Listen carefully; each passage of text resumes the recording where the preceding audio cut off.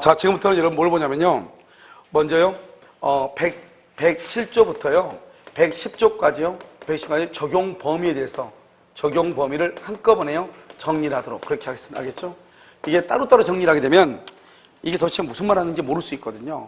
첫 번째로요, 107조에 관한 것을 한번 보면 107조 비진입 표시요.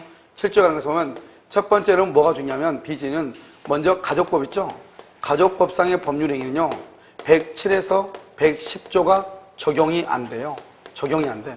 왜냐면 가족법은 언제나 의사대로 효력이 있거든요. 의사대로만. 그러니까 가족법상의 법률행위는 우리 민법에 관한 107, 108, 109, 110조가 적용되지 않아요. 알겠죠? 자, 두 번째는요, 소송상 행위 있죠? 소송상 행위에 대해서는 뭐냐면 소치하죠? 소를 치하는 소송상 행위는요, 이것은요, 107조에서부터 110조가 적용되지 않아요. 이것도 적용되지 않아요. 언제나 표시대로 효력이 있어. 그래서 소송상 소치하는 뭐라고 치면 잘 나오냐면 이렇게 나와요. 110조가 사기 강박이잖아요. 강박에 의해서 소를 치하했더라도 그것은 표시대로 유효가 되고요. 110조가 적용되지 않으니까 취소를 못하는 거예요. 이 말이요. 지금 내 말 지금 알겠죠? 그래서 여기 보면 소를 치하하잖아요. 사기 강박을 당해서 소를 치하했죠. 그래도 취소를 못해요. 왜냐하면 민법 110조가 적용되지 않으니까. 그러니까 표시대로 무조건 유효가 돼버려요. 그 다음에 세 번째는요. 세 번째는 뭐냐면 107조에서 특히 여기서 중요하죠. 공무원이죠. 공무원의 사직서 제출이요. 사직서 제출. 공무원을 뭐냐? 개인이다. 사인이라고 얘기해요. 사직서를 제출하는 것을 뭐라고 하냐면 그것을 공법행위라고 얘기해요. 공법행위. 그래서 공무원은 개인이잖아요. 사직서는 국가한테 내는 거잖아요. 그래서 사인의 공법행위라고도 나와. 공무원의 사직서 제출 또는 사인의 공법행위 이렇게요. 이런 경우는 107조에서부터 110조가 적용되지 않아요. 언제나 표시대로 유효가 돼요. 무슨 말이냐? 나는 사표를 낼 공무원이 내가요. 사표를 낼 마음이 없는데 사표를 내죠? 무조건 표시대로 유효가 돼요. 그걸 비진이라고 얘기하잖아요.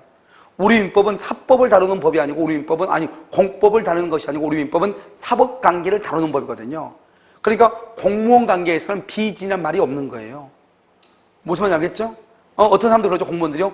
나도 저 사람한테 잘해주려고 했는데 마음속은 저 사람이 하도 소리 지니까 나도 욕했다고 이렇게 얘기하죠. 필요 없어. 공무원은 욕한 것만 따지는 거예요. 무슨 말인지 알겠죠? 공무원은 무조건 뭐가 중요해? 표시가 중요한 것이에요. 표시. 그래서 107조에서는 이 말이 중요해. 특히 뭐가 중요하냐? 공무원의 사직서. 이게 중요해. 그 다음에 108조에서는 통정의 표시죠. 통정의 표시는 그닥요, 적용 범위에서 나오는 문제는 거의 없어요. 통정의 표시는요. 그런데 통정의 표시에서는 뭐가 하나 나오냐면 이번 108조에서는 뭐가 나올 수 있냐면 이거예요. 갑을 뭐라고 하면 형식적 주체무자예요. 형식적 주체무자예요. 갑이요. 여기 누구죠? 을이 있죠? 을이 뭐냐면 그 상호 신용 금고예요. 금고. 그래서 상대방이라고 상호 신용 금고 상대방이요. A가 뭐냐면 실질적 주체무자예요. 이 실질적 주체무자라고 하는 것이 뭐냐면 이 사람이 진짜 채무자다 이 말이죠. 그래서 은행은요 이 A한테 돈을 빌려주고 싶어요. 그런데 신용금고 같은 경우는 개인 대출 한도가 딱 한정이 돼 있거든요. 한정이요. 그러니까 더 이상 대출해주고 싶어도 대출을 못 해주는 거예요. 그러니까 어떻게 돼요? 할 수 없이 이 금고가 똘마니 하나 데려와라 똘마니. 그래가지고 A가요 자기의 옛날에 똘마니 갑을 데리고 나온 거예요. 그래가지고 신용금고가 양해를, 이 말이 아주 중요해. 양해를 했다는 말이 무슨 말이죠? 통정했다, 짜고 했다 이 말이잖아요. 뭐라고 얘기하냐? 당신한테는 당신의 명의만 빌려주라. 명의, 형식적 명의만 빌려주면 그래서 대출을 받죠? 당신 이름으로 대출 받아서 우리가 A한테 줄 것이고 우리는 돈을 A한테만 받고 당신한테는 돈을 받지 않겠다 이 말이죠. 그걸 양해를 했다고 얘기를 해. 그래가지고 갑의 이름으로 대출을 받았거든요. 그건 대출 받았는데 나중에 A가 돈을 갚지 않으니까 갑자기 을이 돌변해서 갑한테 돈을 갚으라겠다 이 말이죠.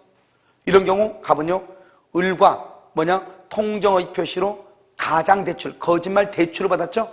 그 가장대출은 유효이다 무효이다? 무효이다 무효 이렇게 주장할 수 있는 것이에요. 그래서 가장 중요한 키워드마다 양이란 말인데 이와 똑같은 비슷한 말이 또 있다. 비슷한 게 무효가 아닌 건 이건 형식적 주체무자 명의로 받은 이것은 무효가 된단 말이죠. 통정의 표시로. 그런데 무효가 아닌 게 또 하나 있다 이 말이죠. 무슨 말이냐? 이렇게 갑하고 여기 을하고 이렇게 A가 있는데 원래 이 신용 금고죠. 이 은행인데요. 이 은행한테 A가 가서 돈 빌려달라고 하니까 당신은 신용불량이니까 돈을 빌려줄 수 없다 이렇게 얘기해. 그래서 뭐라 하냐? A가요. 갑한테 가서 얘기하는 거예요. 갑한테 가서 너 이름으로 대출을 받아주면 내가 갚아줄게 이렇게 얘기해. 그래가지고 이거 뭐냐? 이 사람을 형식적 주체무자라고 그래. 형식적 주체무자. 그런데 이 사람이요. 이 금고에 알리지 않고 자기가 직접 은행을 방문. 직접 은행을 방문해서 자기 이름으로 대출을 받아서 친구한테 줬어. 여기는 무슨 말이 없어? 양해라고 하는 말이 있어 없어? 없다. 없다. 없어. 이런 경우 뭐라 한다? 자기가 직접 은행을 방문해서 자기 이름으로 대출을 받아서 친구한테 줬는데 친구가 돈을 갚지 않는 거예요. 그럼 자기가 돈을 갚아야 된다 이 말이죠. 이것을 우리는 뭐라 한다? 이것을 진이 있는 의사표시다 이렇게. 진이 있는 의사표시. 그래서 여기서 큰 차이는 뭐냐면 양해라고 하는 것이 있느냐 없느냐 이 차이예요. 양해라고 하는 말이 뭐다? 통정이다. 짜고 했다 이런 말이죠. 그 다음에 또 뭐 한 가지가 있냐 이렇게요. 백발주에서는요. 이게 뭐냐면 종중이에요. 종중이요. 종중원이에요. 종중원한테요. 명의신탁, 유효한 명의신탁을 해요. 명의를 신탁인데 이것이 원래 명의신탁은 무효지만 이런 경우는 유효한 명의신탁. 언제냐? 8조에 나와 있단 말이죠. 강제집행을 면탈할 목적 없이 종중원한테 명의신탁이 있는데 이 종중원이 이걸 팔아먹을지 모르잖아요. 그러니까 어떻게 하냐? 이 명의신탁을 하면서 동시에 종중 이름으로 가등기를 하기로 합의하고 종중 이름으로 가등기를 했다 이 말이죠. 해놨어. 가등기를. 손이 보존죠. 이 가등기는 유효이다 무효이다? 유효이다 이 말이죠. 왜요? 종중원도 종중한테 자기가 팔아먹지 않을 거니까 걱정하지 마라 이렇게 하면서 가등기를 해줄 의사가 있었고 갑은 종중은 가등기를 해달라고 청구했고 을은 거기에 대해서 해주겠다고 해가지고 가등기를 했기 때문에 이 갑하고 을하고는 가등기를 해줄 의사들이 서로가 있었잖아요. 그러니까 이것을 통정의로 무효가 아니고 진짜로 가등기를 해줄 의사가 있었다. 그래서 이것을 유효로 봐. 대부분 보면 종중 땅을 종중원한테 맡겨놓으면 종중원이 팔고 도망갈 수 있잖아요. 팔고 도망가도 도망가지 못하도록 뭐를 딱 해놓으면 돼? 가등기. 이 자체는 유효이다 무효이다? 유효이다. 이것을 108조에 관한 것이다 이런 말이죠. 알겠죠? 그럼 이제 109조에 관한 것이죠. 109조. 109조는 뭐냐면 여러분요 차고예요. 차고라고 하는 것하고 여기서 뭐하고 우리가 비교해야 되냐? 사기라고 하는 것하고 비교를 해야 돼요. 차고는 뭐냐면 아직 우리가 사기라는 것을 배우지 않았기 때문에요. 지금부터 우리가 다 여기서 설명할 수는 없고 차고에 대해서 먼저 보면 차고라고 하는 것은 무슨 규정이냐? 임의 규정이에요. 임의 규정. 그러니까 뭐 할 수 있다? 포기할 수 있어요. 그래서 포기할 수 있다는 말이 무슨 말이죠? 차고로 인한 취소권을 취소권 배제 특약을 할 수 있다 없다? 있다 이 말이죠. 그런데 사기나 강박은 그 자체가 위법한 행위예요. 위법한 행위. 그러니까 이것은 무슨 규정이다? 강행 규정이에요. 그래서 내가 사기를 당했다. 취소권을 포기한다. 이런 말이 나와 안 나와? 안 나온다 이 말이죠. 차고라고 하면서 뭐가 돼요? 경제적 불이익이 있어야 돼 없어야 돼? 경제적 불이익이 있어야죠. 손해가 있어야 돼요. 우리 아까 했었잖아요. 경제적 불이익이 없다. 차고이다 아니다. 반대로 차고가 되려면 경제적 불이익이 있어야 된다. 그런데 사기는요. 사기는 손해를 불문해. 손해가 있든지 없든지 따지지 않아요. 손해가 있든지 없든지 그걸 따지지 않아. 이게 차고하고 사기하고 가장 큰 차이예요. 그 다음에 차고는 뭐냐? 차고는 의사와 표시가 뭐를 해요? 표시가 불일치하고 불일치를 표의자가 알고 있어 모르고 있어? 모르고 있죠. 그런데요 사기는 뭐예요? 사기는 의사와 표시가 뭐란다? 일치하는데 뭐가 있다? 하자가 있을 뿐이에요. 이게 큰 차이예요. 나중에는요 사기 강박할 때 좀 더 자세하게 설명을 할 거예요. 무슨 말인지 알겠죠? 일단 기본적으로 차고하고 사기가 이런 차이가 있다 이 말이죠. 그러면 차고는 첫 번째 뭐냐? 차고하고 우리가요 차고하고 해제를 먼저 한번 구별해. 차고하고 해제. 차고하고요 차고로 인한 취소하고 그러지 말고 차고로 인한 것하고 해제하고 있으면 우리가 지금 해제만 차고를 하기 때문에 첫 번째 매매 계약을 해제한 후 차고를 이유로 뭐 할 수 있다? 취소할 수 있다 이렇게요. 그러면 해제하고 취소라고 하는 것이 무엇인가? 이것을 잠깐 설명한단 말이죠. 착오는, 해제는 뭐고 취소는 뭔가? 이것은. 착오는 뭐고 해제는 뭔가? 첫 번째, 해제는 계약만 해제하는 거예요. 계약만. 취소는요? 취소는 모든 법률행위요. 모든 법률행위를 취소를 해. 그래서 단독, 그 다음에 계약, 그 다음에 합동행위, 이 모든 것을 취소해. 해제는 오로지 계약만 해제, 계약만. 단독행위는 해제는 못해요. 알겠죠? 그 다음에 두 번째요. 우리가 계약을 해제를 하잖아요.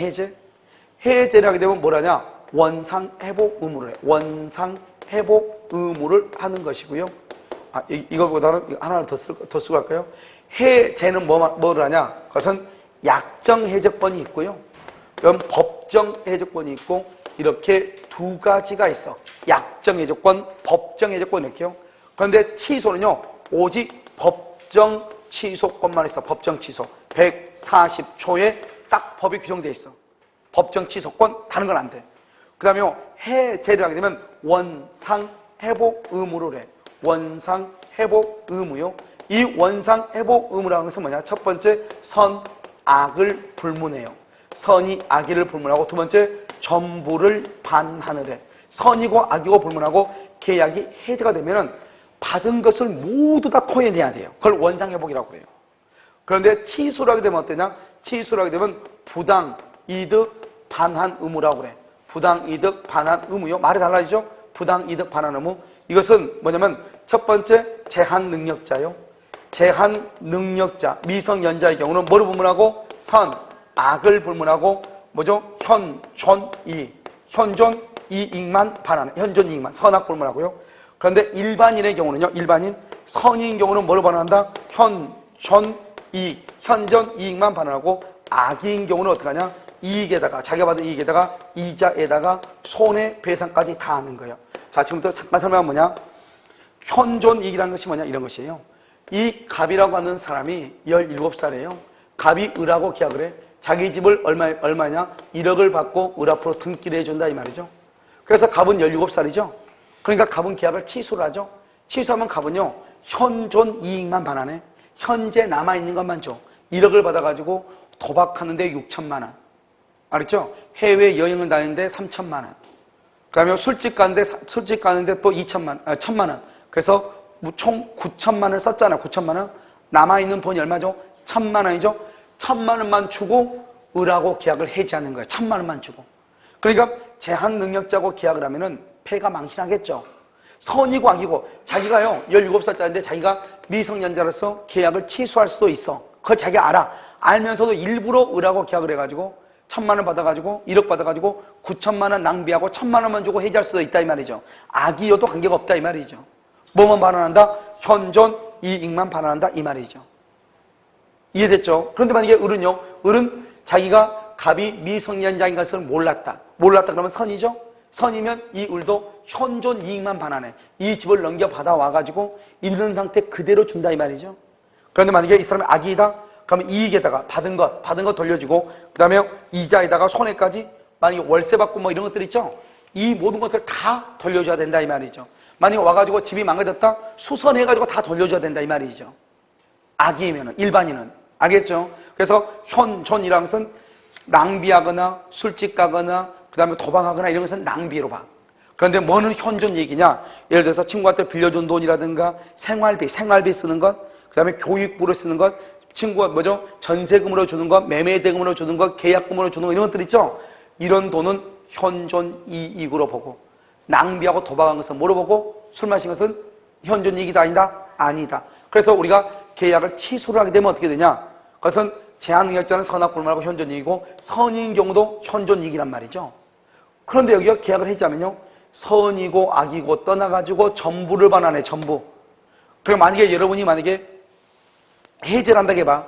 그러면 여러분은 선이든 악이든 다 반환해. 그런데 여러분이 만약에 취소를 한다고 해봐. 취소. 여러분은 미성년자가 아니잖아요. 그러니까 여러분이 취소하면 선인 경우는 뭐만 반환해? 현존 이익만. 술 마신 건 돌려주지 않아도 돼. 악일 때만 전부, 이걸 우리 전부라고 하거든요. 악일 때만 전부로 반환하거든요. 그러니까 만약에 여러분이 취소도 할 수 있고 해제도 할 수 있다고 해봐. 그럼 여러분은 취소를 하겠어? 해제하겠어? 취소하겠어, 해지하겠어? 취소해야죠. 그래서 이것을 뭐라고 얘기하냐? 109조에서는 매매계약을 해지한 후 착오를 유로할 수 있다, 취소할 수 있다. 이게 너무너무 시험에 많이 나온다니까. 매매계약을 해지한 후 착오를 유로할 수 있다, 취소할 수 있다. 이게 시험에 너무너무 많이 나온다니까. 무슨 말인지 알겠죠? 어마무시하게 많이 나온다고. 왜요? 취소가 더 유리해요? 해지가 더 유리해요?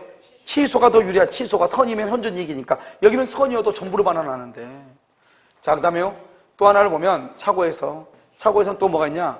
여러분요, 여기 또 세 번째로 중요한 것이 뭐냐면, 착오에서는요, 우리가 이제 그 재단법인을 설립을 해요. 재단법인요. 재단법인 설립하죠. 재단법인 설립을 할 때는 재산을 출연하거든요.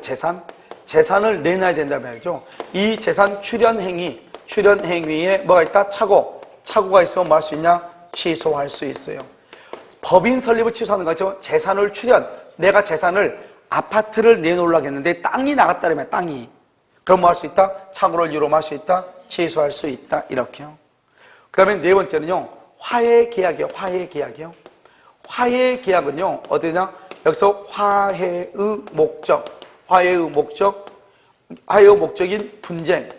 목적인 분쟁, 이외의 사항, 이렇게요.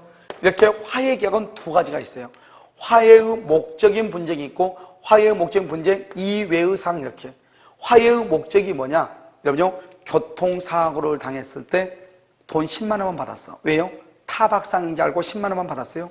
이번에 보니까요, 인천에서 공부하는 학생이 아는 학생이 있는데 저를 찾았는데요. 서 있는데 뒷차가 앞차를 박았대요.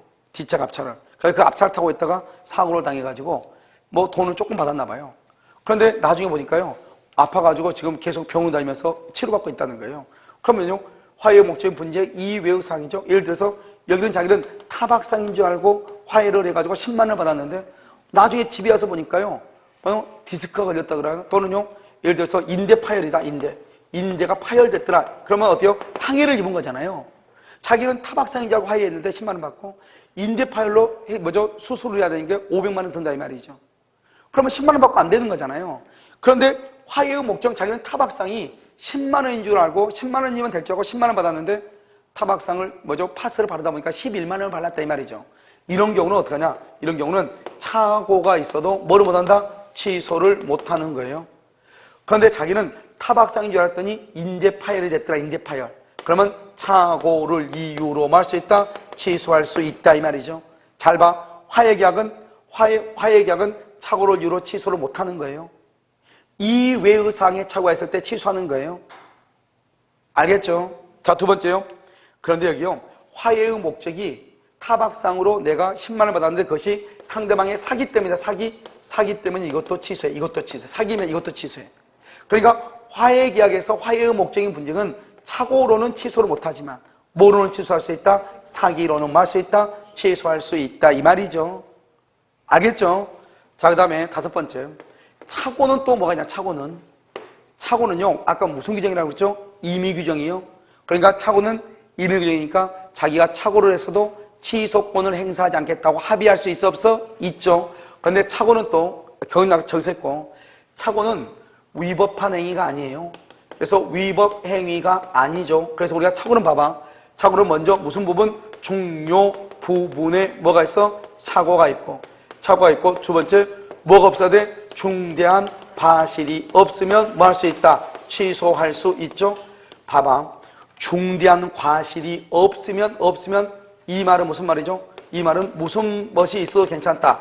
경과실이 있어도 된다 이 말이죠. 무거울 중자 중대한 과실만 없으면 되고 가벼운 과실이 있어도 된다 이 말 아니에요. 중대한 과실이 없어도 되고 가벼운 과실이 있어도 된다 이 말 아니에요. 내 말 이해됐죠? 그러니까 이런 봐. 착오를 함에 있어서 경과실이 있으면 취소하는 거예요. 착오를 함에 있어서 중대한 과실이 없으면 취소하는 거예요. 반대로 해석하면 경과실이 있으면 뭐 할 수 있다? 취소하는 거예요. 따라서 경과실이 있어가지고 취소를 했죠? 취소를 했다가 할지라도 별도로 손해, 배상, 책임을 진다 안 진다 이게 중요하다니까. 손해배상 책임을 지지 않는다. 손해배상 책임을 지지 않는다 이게 중요하다고. 무슨 말인지 알겠죠? 그래서 여러분 착오에서는 여기까지가 아주 중요해. 특히 여러분 착오는 무슨 규정이다? 임의 규정이다. 착오를 이유로 취소할 수 있다 없다? 없다. 착오를 이유로 취소해도 즉 중단과실이 없어서 취소했다는 말은 중단과실이 없다 이 말이죠. 그 말은 무슨 말이요? 무슨 과실은 있다? 경과실은 있다. 그런데 손해배상이 있다 없다? 없다. 이게 중요하고 화해의 목적은 착오를 이유로 취소를 못해. 사기를 이유로만 취소를 해. 그 다음에 여기는요 재단법인 설립행위, 출연행위 자체에 착오가 있어. 그럼 말 수 있어. 취소해. 더 중요한 것은 계약을 해지한 후 착오를 이유로 말 수 있다. 취소할 수 있다. 이게 너무너무 중요하다니까. 알겠죠? 자, 그 다음에 마지막으로 이제 110조 사기 강박이요. 사기 강박에서는 뭐가 중요하냐? 첫 번째 봐봐. 사기는 그 자체가 위법한 행위예요. 위법. 사기는 그 자체가 위법이에요. 이게 중요해. 그 자체가 위법해. 그 자체가 위법이니까 사기인 경우는 취소를 하지 않아도 뭐 할 수 있냐? 별도로 손해배상을 청구하는 거야. 이게 너무너무 중요해. 이게 여기로 봐봐. 착오는 취소를 해도 손해배상을 한다 못한다? 못하죠. 그런데 사기는 취소를 하지 않아도 손해배상 청구해. 왜? 그 자체가 위법이니까. 반대로 해석하면 뭐야? 반대로 해석하면 사기의 경우는 손해배상을 청구하기 위해서는 반드시 취소할 필요가 있다 없다? 없다 이 말이죠. 두 번째요. 사기를 이유로 취소를 해. 취소를 하고 손해배상을 청구할 수 있어요. 취소하지 않고 취소를 하고 손해배상 청구할 수 있어요. 세 번째는요. 취소를 하고 부당이득 반환이요. 아까 우리 부당이득 반환 했죠?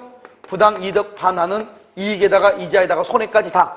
이익에다가 이자에다 손해까지 다. 그러니까 부당이득 반환 속에는 무슨 말이 이미 들어가 있어? 손해배상의 말이 이미 들어가 있어. 따라서 부당이득 반환 청구하고 손해배상까지 또 청구할 수 있어 없어? 없다 이 말이죠. 없다. 왜? 부당이득이라는 말 속에는 손해배상이라는 말이 들어가 있다고. 여기 한번 봐봐. 우리가 아까 해지하고 취소를 구별할 때 여기 보면 부당이득 반환은 선일 때는 현존이익이고 악일 때는 이익에다가 이자에다가 손해까지. 손해가 이미 부당이득이라는 말 속에는 들어가 있는 거라고. 그럼 무슨 말인지 알겠죠? 그러니까요. 만약에 내가 사기를 이유로 취소하고 부당이득 반환을 청구했다 이 말이죠? 그럼 별도로 손해배상을 청구할 수 있다 없다? 없다. 이것을 우리는 뭐라냐? 부당이득과 손해배상은 뭐란다? 병존한다. 병존하는데 이것을 중첩적으로 행사할 수 있다 없다? 중첩적이라는 말은 두 개 다 행사는 못하고 뭐란다? 몇 개만? 하나만 다른 말로 이것을 뭐란다? 선택적으로 말 수 있다? 행사할 수 있다. 선택적으로 행사하는 것을 뭐란다? 경합한다. 이렇게 얘기해요. 경합한다. 즉 부당이득 반환과 손해배상 청구는 병존하지만 그것을 중첩적으로 행사할 수는 없고 선택적으로 하나만 행사할 수 있다. 이 말이 너무너무 중요한 것이에요. 알겠죠? 다시 사기다 강박을 이유로 강박을 당하면 취소하지 않고도 손해배상 청구할 수 있다. 반대로 해석하면 손해배상을 청구하기 위해서는 반드시 뭐 할 필요가 없다? 취소할 필요가 없다. 그 다음에 취소하고 손해배상을 청구할 수도 있다. 취소하고 부당이득을 청구한다. 더 이상 손해배상을 청구할 수 없다. 두 개는 병존한다. 그렇다고 해서 중첩적으로 행사하는 것은 안 된다. 선택적으로 행사한다. 그것을 뭐라고 얘기한다? 경합하다. 둘 중에 하나를 경합이라고 그래. 둘 중에 하나만 하면 돼. 둘 중에 하나를 뭐란다? 선택한다고 그래. 우리 그러죠. 어느 거 가질래? 어느 거 가질래? 우리 뭐 이런 말 하죠. 그것을 경합한다고 그래. 이것은 둘 중에 하나만 가져가야 되죠. 선택한다고 그래. 무슨 말인지 아시겠죠? 자, 그 다음에요. 사기 강박에서 또 하나 중요한 것은 뭐냐? 두 번째요.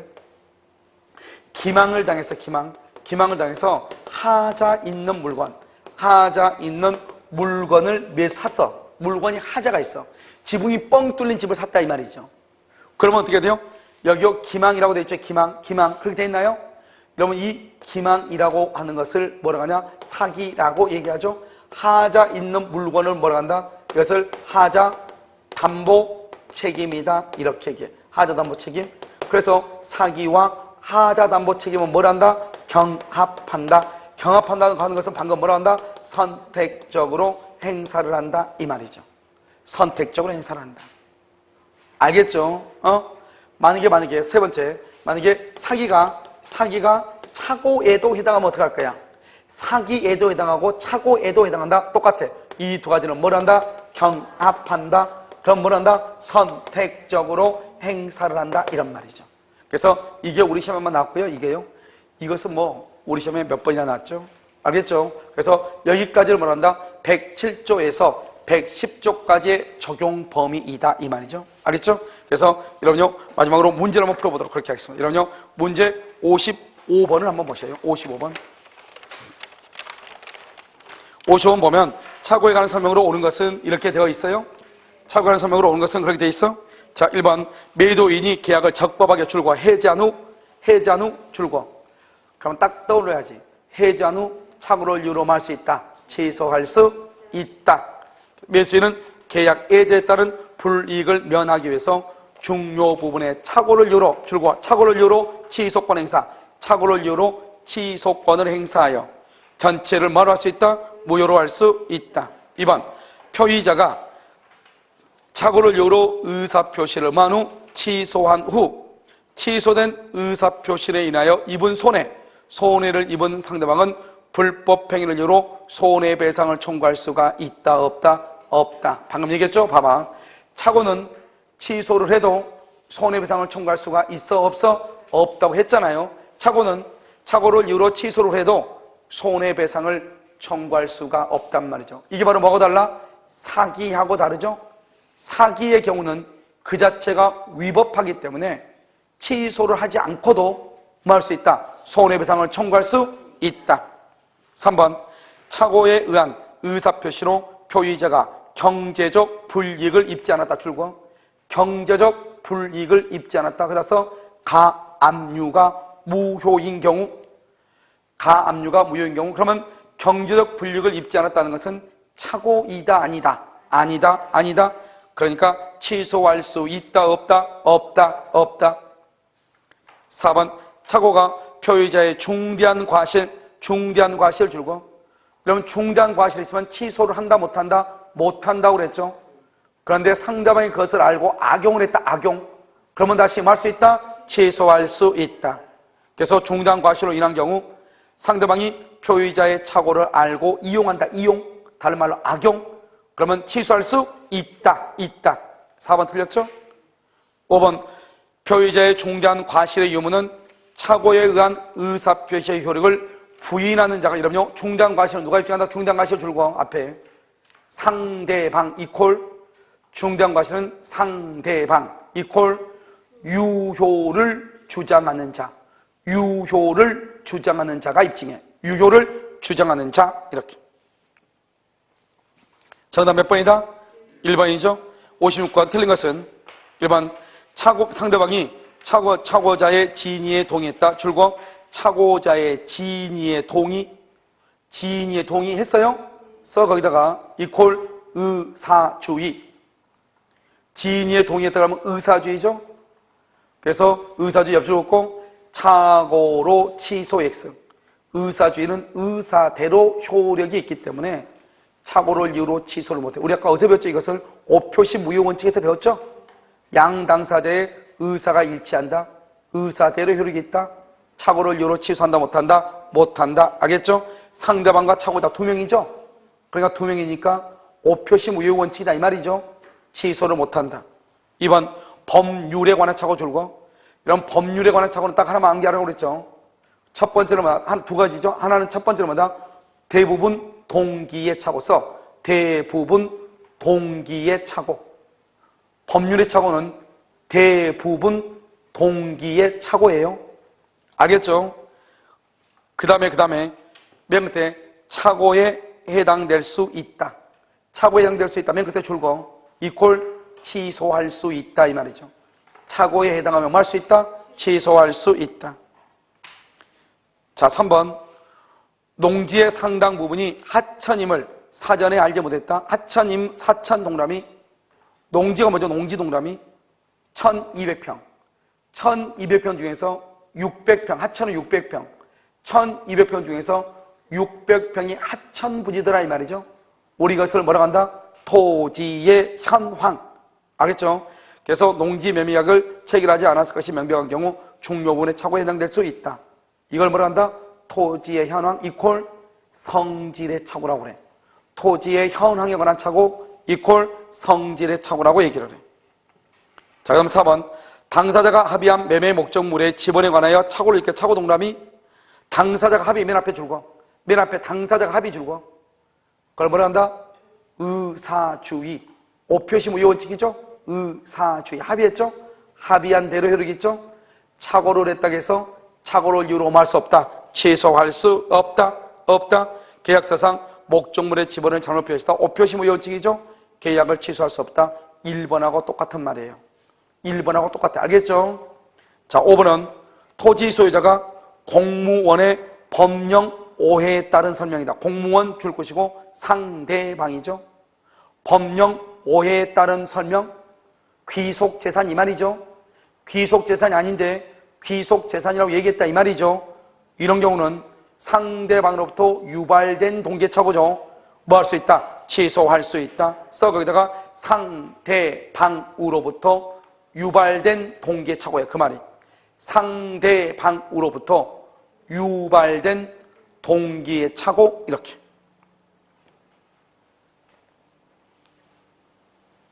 그 다음에 57번 착오에 관한 법률에 관한 설명으로 틀린 것은 이렇게 됐죠. 55, 56번 정답이 몇 번이에요? 1번. 57번은요 1번. 매수한 토지가 계약 체결 당시부터 법령상의 제한 줄고. 이런 법령상의 제한은 대부분이 무슨 착오다? 동기의 착오. 그래서 두 번째 맨 끝에 동기의 착오가 될 수 있다 이렇게 얘기하는 거예요. 알겠죠? 자, 2번. 주채무자 소유 부동산에 가압류 등기가 없다고 믿고 보증했다고 하더라도 그다음에 줄고 그 가압류가 원인 무효 이퀄 뭐라고 얘기해야 돼? 가압류가 무효이다. 뭐라고 얘기해야 돼? 경제적 불이익이 없는 경우 이 말이죠. 경제적 불이익이 없는 경우 이 말이에요. 경제적 불이익이 없는 경우 맨 끝에 착오를 이유로 할 수 있다. 취소할 수 없다. 왜? 착오가 아니니까. 3번. 상대방에 의해 유발된 동계착오 줄고. 상대방에 의해서 유발이 된 경우는 동기가 표시가 될 필요가 있다 없다? 없다. 표시가 되지 않더라도 그만 중에 표시되지 않더라도 그게 중에 맨 끝에 뭐가 될 수 있다? 착오가 될 수 있다. 이퀄 취소할 수 있다 이 말이죠. 그 다음에 4번. 누구를 통하지 않고 공인 중개사를 통하지 않고 딱 거기 이퀄 중과실. 중대한 과실이 있다 이 말이죠. 여러분 중대한 과실이 있으면 취소를 한다 못한다? 못한다. 중개업자를 통하지 않고 토지 대장을 확인하지 않는 줄고 토지 대장도 확인하지 않았죠? 맨 끝에 착오를 이유로 취소할 수 없다. 취소할 수 없다 줄고 이퀄 중대한 과실이 있다 이 말이죠. 중대한 과실이 있다 이 말이죠. 5번. 매수인의 중도금 미지급을 이유로 매도인이 적법하게 줄고 계약을 해제한 경우 해제, 계약을 해제. 두 번째 줄 착오를 이유로 줄었어요. 맨 끝에 취소할 수 있다. 취소할 수 있다. 여러분 줄 다 긋지 마. 줄 다 그으면 뭐가 문제가 되냐. 내가 말한 것만 그어야 돼. 나중에 문제를 볼 때 어디가 중요한지 모르니까 암기가 안 돼. 알겠죠? 키워드를 봐야 되니까. 정답 몇 번? 5번이죠? 자, 58번 틀린 것은 1번. 표의자의 중대한 과실은 중대한 과실. 누가 입증한다? 그냥 써. 상대방. 이러면 상대방은 뭐다? 유효를 주장하는 자. 상대방 유효를 주장하는 자. 그래서 효력을 부인하는 자. 아까도 효력을 부인하는 자 나왔죠? 두 번이나 나왔단 말이죠. 틀렸죠? 2번. 동기착오가 상대방에 의해서 유발. 줄과 상대방에 의해서 유발. 이 말의 중요한 키워드는 뭐다? 동기가 표시될 필요가 있다 없다? 없다. 동기가 표시되지 않았다. 표시되지 않았다고 하더라도 착오를 이유로 할 수 있다. 취소할 수 있다.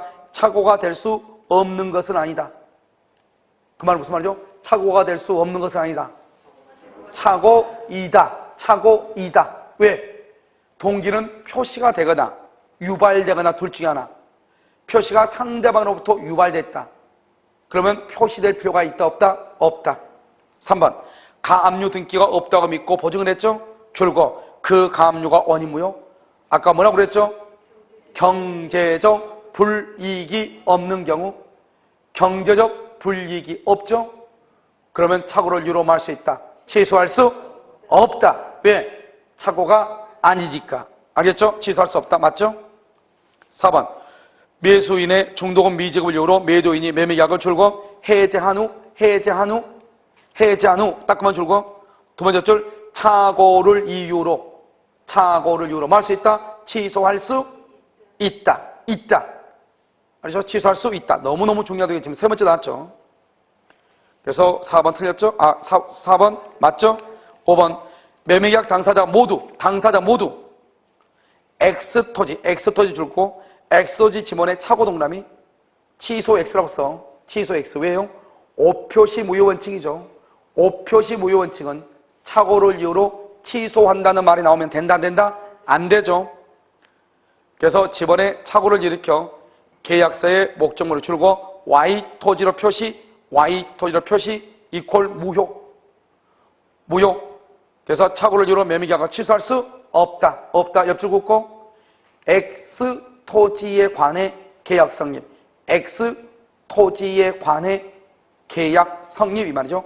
X토지에 대해서 계약이 뭐가 된다? 성립한다. 이렇게. 59번. 58번 정답 몇 번? 1번. 자, 59번은 틀린 것은 토지를 매수하였는데 법령상의 제한 줄고, 법령상의 제한은 두 개다. 첫 번째는 뭐다? 대부분 무슨 착오? 동기의 착오. 두 번째는 착오에 해당하면 뭐 할 수 있다? 취소할 수 있다. 딱 두 개. 법령상의 착오, 법률의 착오는 첫 번째 동기의 착오, 두 번째 종료분의 착오에 해당하면 뭐 할 수 있다? 취소할 수 있다. 그래서 법령상의 제한, 두 번째 줄 끝에 동기의 착오에 해당. 맞죠? 2번. 토지 전부를 경작할 수 있는 농지 1200평 알고 매수했으나 측량 결과 절반의 면적이 하천 600평. 이것을 뭐라 한다? 성질의 착오 이퀄 무슨 착오라고 그래? 성질의 착오를 뭐라고 얘기해? 토지의 현황에 관한 착오라고 한다니까. 토지의 현황에 관한 착오, 토지의 현황에 관한 착오다 이 말이죠. 그것을 뭐라 한다? 성질의 착오. 이렇게. 3번. 계약 당사자의 착오를 이유로 하여 취소할 수 없음을 약정 줄고, 취소할 수 없음을 약정 줄 것이고, 약정 동그라미 임의 규정. 이렇게. 착오는 무슨 규정? 임의 규정. 사기나 강박은 무슨 규정? 강행 규정. 이렇게. 그래서 취소하지 않기로 약정을 했죠. 그러면 착오를 이유로 취소할 수 있다 없다? 없다 안 돼. 그런데 만약에 사기 강박의 경우는 취소할 수 없다고 약정을 했죠. 그래도 강행 규정 위반으로 무효이죠. 그러니까 여전히 뭐 할 수 있다? 취소할 수 있다 이렇게. 4번. 부동산 시가 동그라미 시가. 이런 부동산 시가죠. 시가 동그라미. 시가나 가격은 착오이다 아니다. 경제적 불이익이 없는 경우 면적 지적 착오가 아니다. 착오의 맨 끝에 시가 동그라미하고 착오에 해당하지 않는다. 이렇게. 그 다음에 5번은요. 건물 및 그 부지를 현상대로 매수한 경우에 부지의 지분이 다소부죠. 지분이 다소부죠. 그랬죠. 써 거기다가 4평 중 0.211평이 부족. 이걸 얘기해. 4평 중 0.211평이 부족. 이것은 착오이다 아니다. 맨 끝에 착오에 해당한다. 틀렸어. 착오로 인정된다. 틀렸어. 착오가 아니다 이 말이죠. 그런데 너무나 큰 차이가 나면 착오가 될 수 있다. 20에서 30평 정도만 도로 부지에 편입된다고 했는데 실제로 197평이 도로 부지에 편입됐다. 착오이다 이 말이죠. 그런데 여기는 군수한 차이죠. 착오이다 아니다. 정답 몇 번이다? 5번이다. 자, 60번까지만 할 거예요. 60번 보셔요. 동기착오죠? 동기착오. 1번. 동기를 당의 의사표시의 내용으로 삼을 것을 상대방이 얘기하는데 뭘 해야 돼? 표시. 또는 뭐가 있어? 동기가 착오가 되려면 두 가지야. 하나는 표시 또는 상대방으로부터 유발. 이렇게. 동기가 뭐가 되거나 표시, 상대방으로부터 유발. 이렇게. 2번. 동기가 의사표시 해석상 법률행위의 내용으로 되어 있다고 인정이 되어야 되고, 3번 동기의 착오가 법률행위의 중요부분의 착오에 해당해야 되고, 4번 당사자의 그 동기를 의사표시의 내용으로 삼기로 하는 졸과 합의가 이루어져야 된다. X 이건 절대로 안 된다. 왜? 동기라는 말 자체가 주관적인 요건이죠. 합의도 무슨 요건이다? 주관적인 요건이다. 주관적인 요건이 필요하다. 객관적인 요건이 필요하다. 객관적인 요건이 필요하다. 따라서 합의까지 이루어질 필요는 없다. 이렇게 4번이 틀렸죠. 5번 표의자의 직업이나 행위의 종류 등에 비추어 그 다음에 줄고 통상 요구되는 주의를 현저히 겨려, 통상 요구되는 주의를 현저히 겨려, 거기까지 이퀄 중과실이라고 얘기해. 이것을 중과실이 있어야 돼, 없어야 돼? 취소하려면 중과실이 있어야 돼, 없어야 돼? 없어야 돼. 그러니까 겨려하지 않아야 된다, 이렇게 얘기하는 거예요. 그러니까 보통 요구되는 주의를 현저히 겨려, 거기까지를 뭐라 한다? 중과실이라고 그래. 그러니까 중과실이 없어야 되죠. 그래서 겨려하지 않아야 된다, 이렇게 얘기한다고. 중과실이 없어야 된다 이 말이죠. 뭐를 하려면? 취소하려면. 알겠죠? 그럼 자, 여기까지 봐. 우리가 지금 뭘 봤냐면 착오를 보고 그 다음에 107조부터 110조까지 전체적으로 적용되는 것을 봤단 말이죠. 알겠죠? 전체로 적용되는 거. 그러니까 이 전체로 적용되는 걸 쭉 보면 107조는 뭐가 있고 108조는 뭐가 있고 그 다음에 109조, 110조는 뭐가 있고, 이걸 한꺼번에 딱 봐야지. 왜 그러면 뭐라고 시험에 나올 수 있냐면 의사표시에 관한 설명 중 맞는 것은 틀린 것은 의사표시 107조부터 110조까지 전체다 물어본단 말이죠. 하나하나 지문을 따가지고. 무슨 말 알겠죠? 또 하나 공통적인 게 뭐가 있죠? 제3자에 관한 거죠.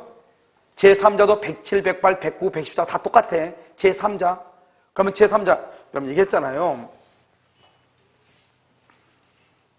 여기 보면 일단 이런 봐봐. 지금 이 갑하고 을하고요. 이것이 을 앞으로 등기를 했단 말이죠. 이 등기가 무효란 말이죠. 어떻게 해서 무효냐? 봐. 어떻게 해서 무효냐, 등기가. 먼저 비진입 표시. 이런 비진입 표시에서는 어떻게 해야 돼요? 상대방이 뭘 했거나 알았거나 알 수 있었을 때 무효죠. 그 다음에 통정 허위 표시. 허위 표시는 당연히 무효죠. 알겠죠? 그 다음에 뭐다? 착오하고 사기 강박이 있죠. 사기 강박. 착오나 사기 강박에서 뭐가 돼서? 취소가 돼서 무효가 된다 이 말이죠. 취소가 되면 무효가 되죠. 허위 표시는 당연히 무효가 되죠. 비진입은 상대방이 알았거나 알 수 있었을 때 무효가 되죠. 이렇게 해서 아무튼 을 앞으로 되어 있는 등기가 무효다 이 말이죠. 알겠죠? 그러면 을은 소유자가 아니다? 소유자가 아니죠. 그럼 누가 소유자다? 갑이 소유자가 되는 거 아니에요? 갑이 소유자. 이것도 107조에서부터 110조까지 공통인 것을 얘기하는 거예요. 이렇게 되면은 이제는 어떻게 되냐? 어떻게 하든지 간에 무효가 된다 이 말이죠. 어떻게요? 착오를 이유로 취소한다. 사기나 강박을 이유로 취소한다. 그러면 무효. 취소하면 무효. 안 하면 유효예요. 통정의 표시는 당연히 무효. 비진인은 원칙적으로 유효이지만 상대방이 알았거나 알 수 있었을 때 무효. 그럼 무효죠? 무효인데 을이 이것을 병한테 처분하죠. 처분해서 병한테 등기를 하죠. 그럼 우리는 어떻게 한다 그랬죠? 이 등기는 내 앞에 있는 등기가 무효이면 등기는 공신의 원칙을 인정하지 않으니까 병은 당연히 소유권을 취득하지 못하죠. 그런데 이 무효가 그냥 무효가 아니고 비진입 표시, 허위 표시, 착오, 사기, 강박에 의해서 취소가 돼서 무효다. 그런 경우는 이 병은 선의일 때는 소유권을 취득하고 악의일 때는 소유권을 취득하지 못한다. 그런데 이것이 이 무효가 이런 이유가 아니고 다른 이유로 무효다. 그러면 이 병은 선이고 악이고 떠나가지고 소유자가 된다 안 된다? 안 된다. 등기에는 뭐가 인정되지 않는다? 공신의 원칙이 인정되지 않는다 이 말이죠.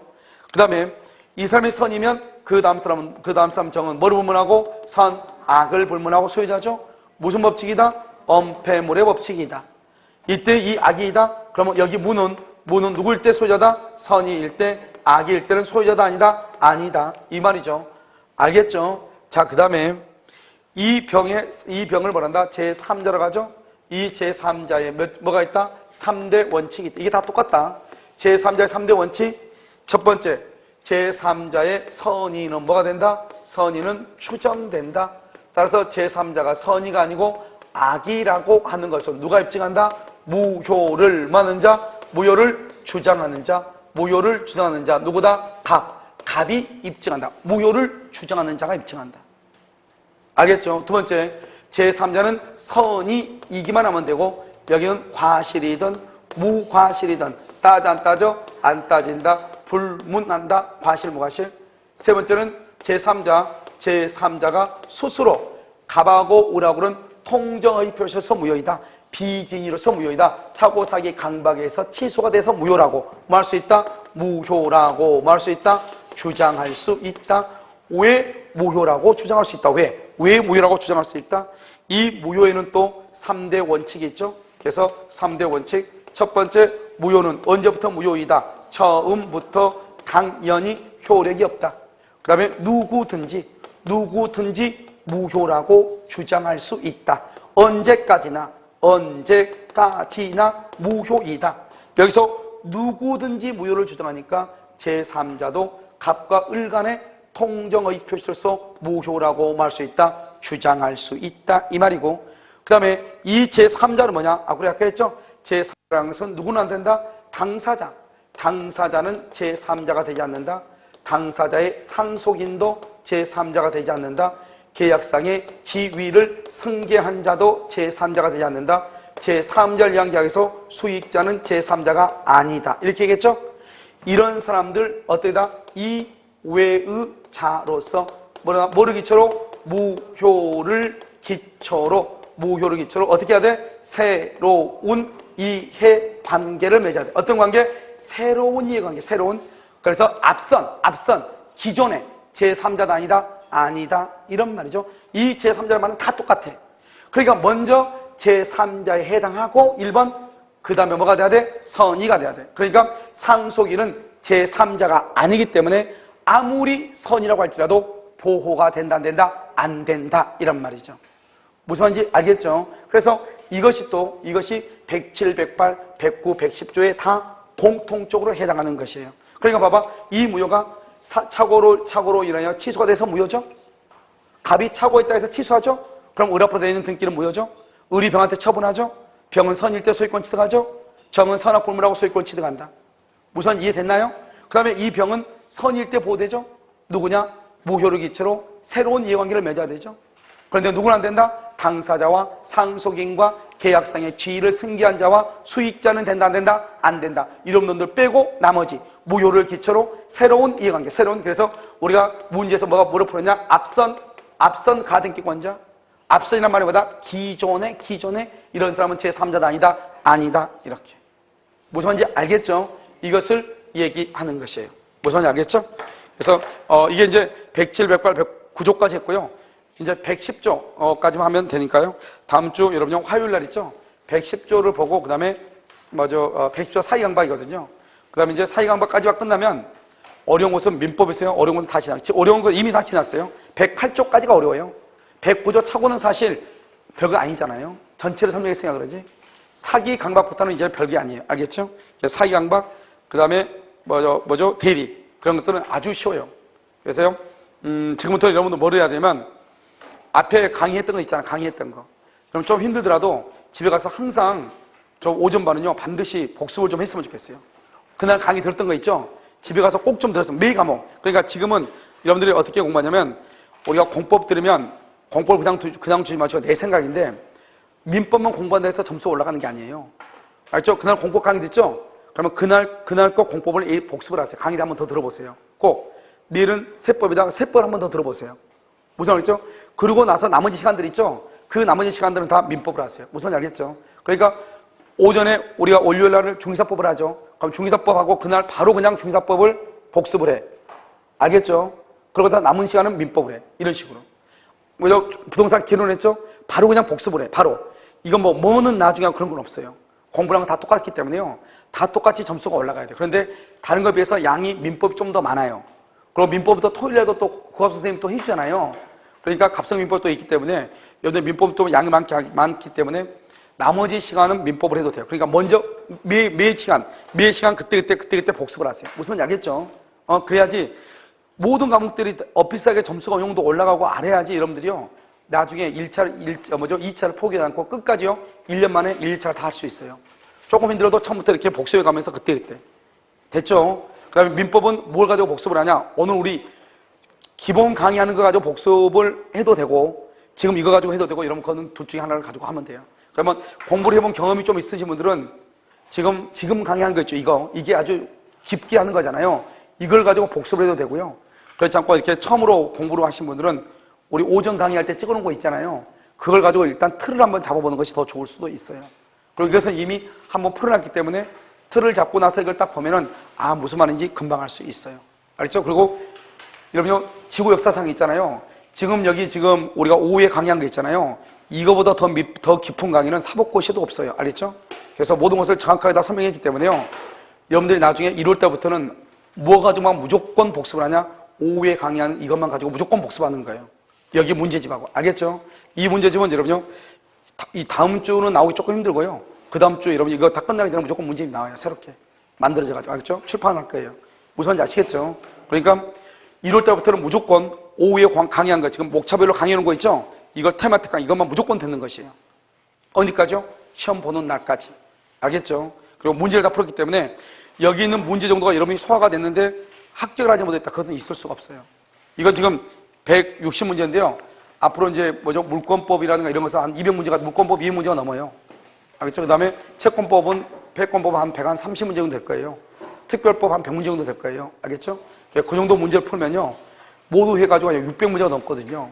그럼 그 문제만 설명한 것이 아니고 여기에 있는 거 다른 것도 다 설명하는 거잖아요. 여기에 나오지 않는 것들도요. 그러니까 한 가지를 반복적으로 계속 봐가지고 귀에 익혀야 돼요. 그래야지 시험 볼 때 뭐가 되냐?